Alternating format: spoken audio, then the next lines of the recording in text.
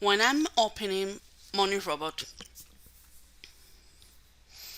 okay, if you see here, we are having this issue connecting to Money Robot Proxies, and we'll keep going like that. When that happened to you, in this case, didn't happen, but when that happened to you, you just click on the any task, okay? And then when you are on the task, this task, not here on the campaign, on here, when you click on here on any of your tasks, can be here, can be here, can be anywhere, okay? You're gonna press Control P for a whole minute or at least 30 seconds.